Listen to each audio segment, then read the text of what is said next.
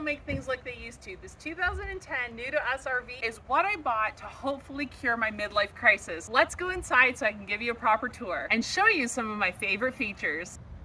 For this tour, we're gonna start in the back. Once we got this RV, I thought it was really cool, and then when I opened up this back door and saw what this hidden feature was, it completely blew me away. Let me show you what I'm talking about.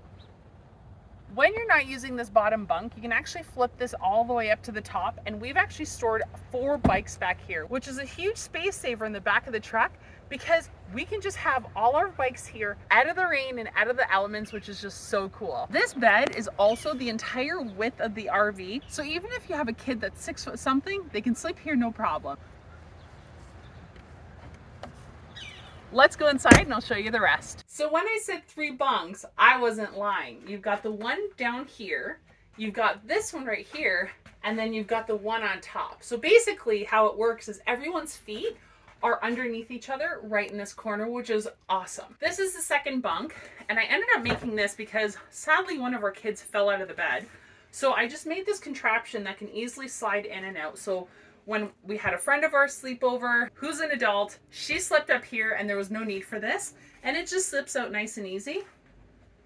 And then when we need it, it just goes back underneath. And because this is the easy in and out for one of our kids, I also took off this 45 so they're not catching themselves on it.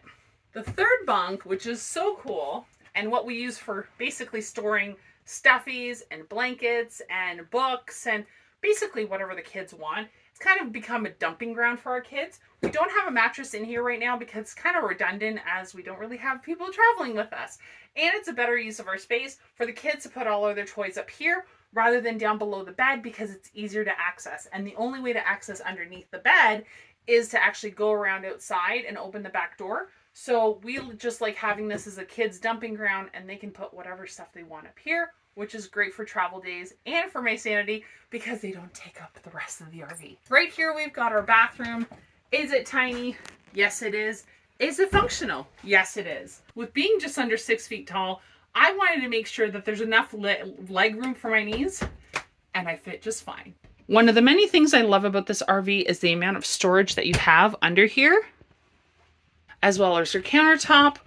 All of our tanks who don't read properly, like the black tank is apparently full. It's not full.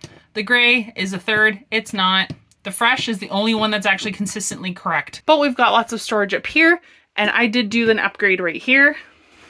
The one thing that I did find a challenge is where to put the toilet paper. So I did find this on Amazon, and I'll link it. It's literally just a sticker. And I decided instead of putting the toilet paper holder on its side, I actually had it pointing straight up because I didn't want to have to risk having to lose it or fall, having it fall on the ground and roll away every time we travel. So I actually stuck it upright, and we've never had any problems. We've got our standard teeny weeny RV fridge. Nothing new there. This is an upgrade that I did. So I just took 3 pieces of just leftover wood that I found, and I took little like 1-inch L brackets, and I screwed them on the inside. And I just use random boxes because I don't want to have to pay for pieces of plastic that literally do the same function as a regular cardboard box. So I've got a bunch of cardboard boxes that I have here, as well as this non-slip, I don't know what this stuff is called, from the dollar store. And that seems to do really well for us. And when I've packed this thing to the gills on travel days, we can drive down basically any road we want. And I've never actually lost anything from this area whatsoever. We've got a microwave that I don't know what the point of microwaves are because unless you're literally plugged into something, they don't work. So this is where I hold my dish towels. We've got a 3-burner stove.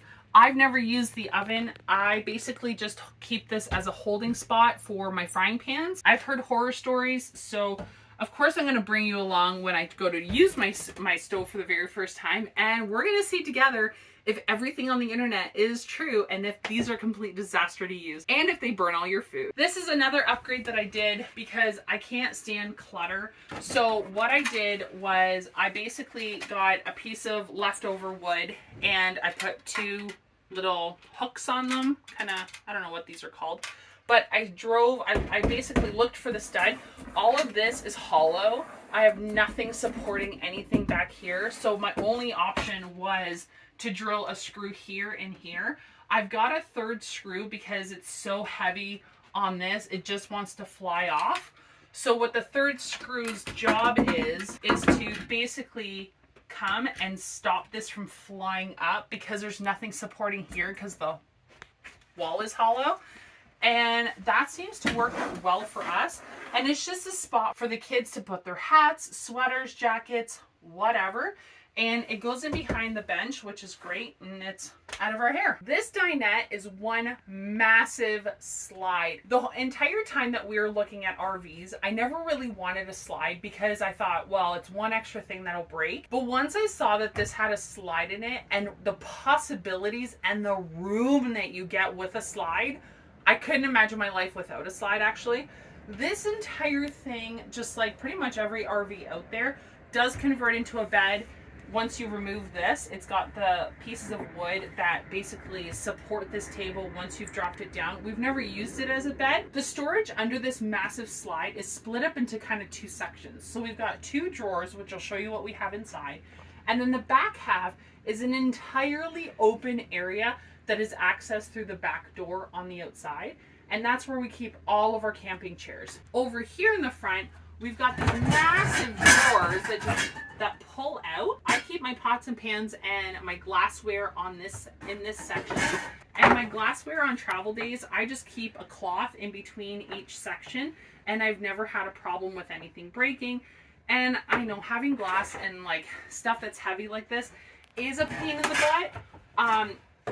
And I also realize that I have a casserole dish without ever having to use the oven. It is on the list of things to try, so I do want to have that casserole dish, so then when I bake something in that oven, I bring you guys along and I see if RV stoves are really a big a disaster, as everyone says on the internet that they are. The other one that we have is, I do homeschool our kids, so this is where our homeschooling stuff goes.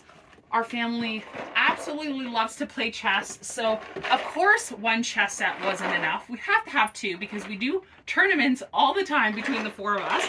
And this is where all of our homeschooling stuff goes because it's really easy for the kids to access. Going back to the kitchen, we've got your under cabinet storage, garbage, our like flush tanks. There's really nothing going on over there. This is really cool, I thought. This isn't actually a drawer. It's kind of open space all back here. So if you guys have any suggestions as to what to do with this space, I'm all ears. But we keep our like fire starter garbage bags. This is one of the drawers where we keep all of our cutlery.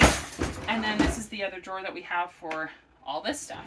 Aluminum foil, parchment paper, all of that. As far as the cooking area, I like to have this cutting board right here above the second sink because I use that as my prep space, because this kitchen is really small and there's really nowhere for you to do your chopping or to have vegetables kind of sitting off to the side before you add them in. So when I am cooking inside, I really like using this space, and then I can easily transfer it over all the way over here to the kitchen table, and then I basically have a kitchen that doubles in size. If you're wondering what this piece of paper is, I call it my mental health paper. It's basically a meal plan of when we're going out, what we're eating for breakfast, lunch, and supper. And then I've also got snack ideas. My husband or the kids or anyone visiting with us can look here. Instead of asking me a million times a day, what are we eating? They can just look at the page. And I use Scotch tape because it comes off really easy and it doesn't damage the cabinets. We've got our standard mess above the sink, which is where all the dishes and cups and whatnot goes. Over here we've got our pantry, but just before we do that, I want to give a shout out to KYD, Keep Your Daydream, Mark and Trish, because they gave us this brilliant summer to remember list. Most of these items on this list are for our huge trip coming up. So there's a fire in the area right now, so we don't know if we're going to go on our massive trip, but fingers crossed and toes and eyes and ears and whatever you can cross them off, because I really want to go on this trip and I'm really wanting these forest fires to kind of settle down and go away so that people can return to their homes and we can go and have an adventure. This is our pantry. I have done absolutely nothing to it. I've tried organizing it with these two things. I don't know if I really like them, but this is basically a work in progress. I don't know what's going to happen to this. I would like it more organized. You might wonder how on earth my husband and I get any privacy whatsoever. I was trying to figure out how I could create a partition without having it weigh a ton.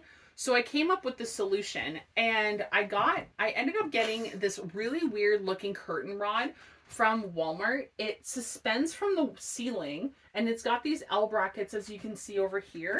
And I just drilled it into the old partition that was here, and the old partition was so incredibly heavy. This is a fraction of the weight. So I've got some alligator clips on these pole circle things, and that's how I get privacy and how I get changed. It basically weighs nothing. And the awesome thing about this is I can just throw it into the washing machine, which I was never able to do with the old partition that was here. And the other thing that I love about this layout is I always found my husband had great access to the whole RV, and I was like literally sucking my butt and sucking in my tummy and like trying to squeeze myself into a gap this big to try and get in and out of bed. So that's not a problem with this. And I don't know why they don't build RVs more like with this outline and with this layout, because so many families have 3 kids, and I find it's just like double over double for bunks. I don't know. I can't rant and rave enough about this layout. Under here, we've got storage like everyone else, and it's a lot of space.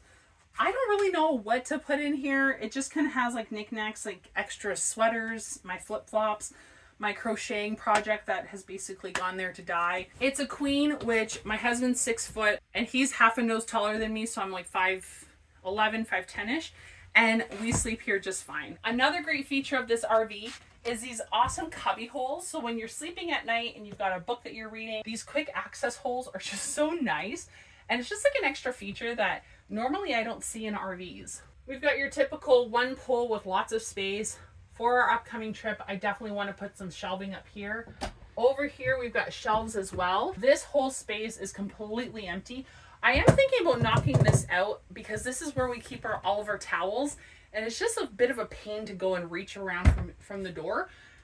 So I am thinking about taking this panel out, but let me know, have you guys knocked out this panel and how bad was it? Because it seems like it's glued or something, because it's really stuck in there. This is the slide when it's in, and when we're traveling, I wanted to make sure that we did have access to the bathroom. Even when we're on the side of the road, this bit in front of this stove can be quite tight. But I found with this slide, as soon as you move it out a couple inches, it doesn't make a huge difference on the outside of the RV, because you're still within the area between the truck and the side mirror. So a little bit actually goes a long way. Where guys buy sports cars, I bought an RV to battle my midlife crisis blues. Let me know what you think down below. And if you like this sort of content and you want to follow me along on my midlife crisis journey, hit that subscribe button. I come out with a new video every single week.